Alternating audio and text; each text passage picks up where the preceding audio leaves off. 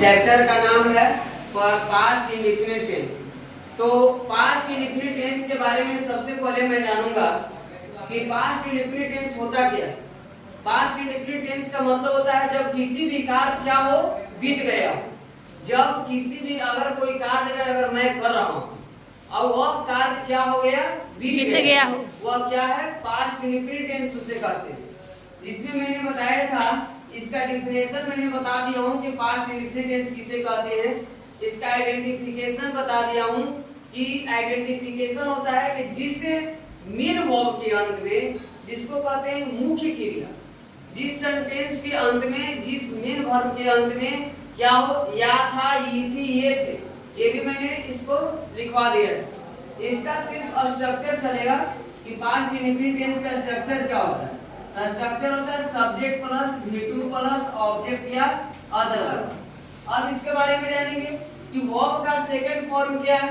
अगर एग्जांपल के माध्यम से अगर जानते हैं कि आई एट अगर एक मैंगो, क्या अगर सेंटेंस लिखते हैं कि आई एट मैंगो, मैंने आम खाया, क्या यह सेंटेंस सही है?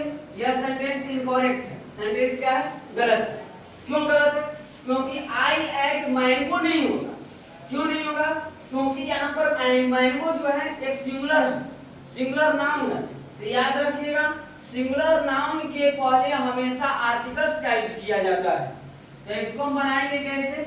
आई एट अ मैंगो, यह सेंटेंस क्या है? सही है।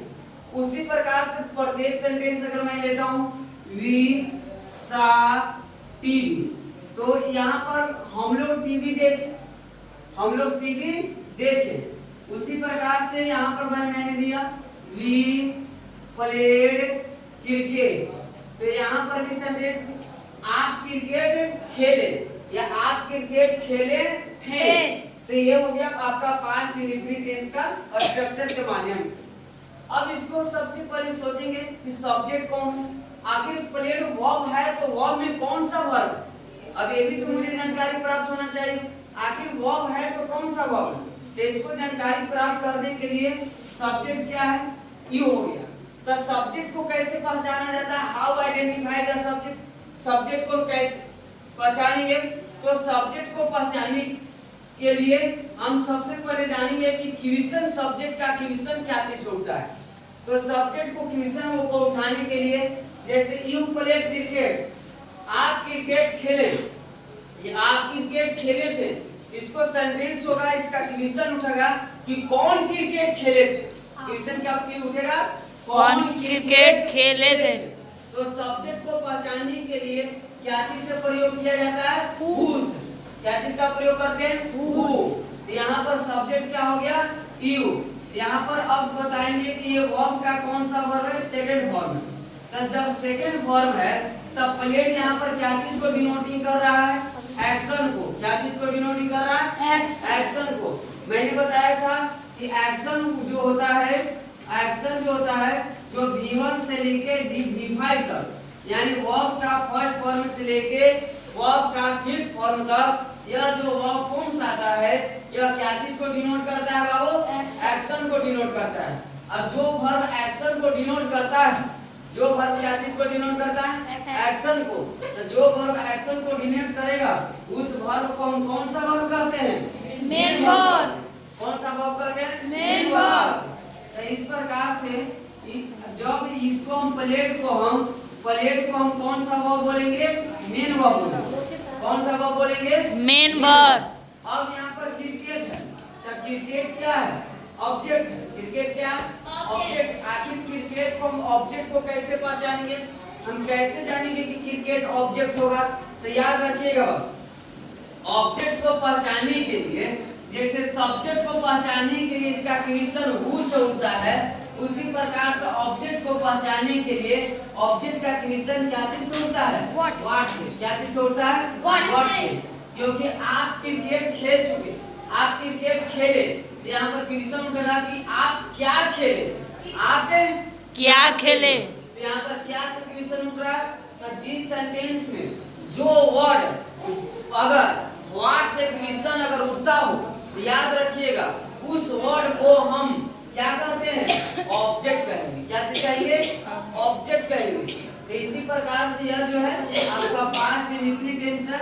तो ये हो गया आपका अफर्मेटिव स्ट्रक्चर। ये कौन सा स्ट्रक्चर हो गया, अफर्मेटिव सेंटेंस। अफर्मेटिव सेंटेंस का स्ट्रक्चर है। इसी प्रकार से लिख सकते हैं।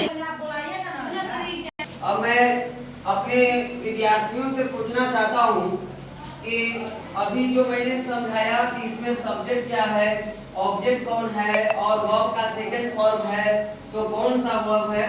तो अब मैं सेंटेंस देता हूँ और इसके बाद अपने विद्यार्थियों से मैं जानना चाहता हूँ कि क्या यह समझे या नहीं समझे।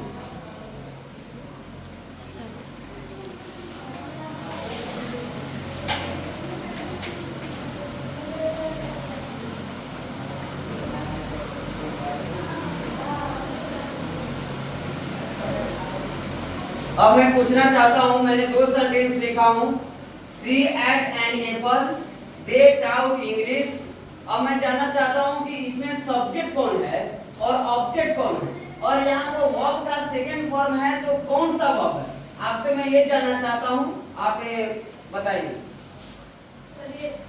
सब्जेक्ट है, एट सर वर्ब का दूसरा फॉर्म बिंदु है, और एन सर आर्टिकल है, और एप्पल ऑब्जेक्ट है, सब्जेक्ट और बिंदु ऑब्जेक्ट। आखिर जब यह एट वर्ब का सेकंड फॉर्म है, ये पास्ट इंडेफिनिट के माध्यम से अकॉर्डिंग से, तो आखिर एट कौन सा वर्ब है, हेल्पिंग वर्ब है या मेन वर्ब है, कौन सा वर्ब है, मेन वर्ब है। वहां पर दर्शाइए कि मेन वर्ब है। बहुत बहुत धन्यवाद। जो अभी विद्यार्थी जो हैं, जो मैंने अभी पढ़ाया हुआ, अभी विद्यार्थियों से मैंने पूछा कि सब्जेक्ट कौन है, मेन वर्ब कौन है और आर्टिकल है और एन जो है ऑब्जेक्ट है। तो इसके माध्यम से आप समझे। तो इसी के अनुसार अगला नेक्स्ट हम सेंटेंस के माध्यम से चलता हूँ। इसका निगेटिव स्ट्रक्चर मैं अब बताने वाला हूँ। इसका निगेटिव स्ट्रक्चर क्या होता है, और निगेटिव स्ट्रक्चर में चेंजिंग हो जाता है। तो निगेटिव स्ट्रक्चर में चेंजिंग कैसे होगा।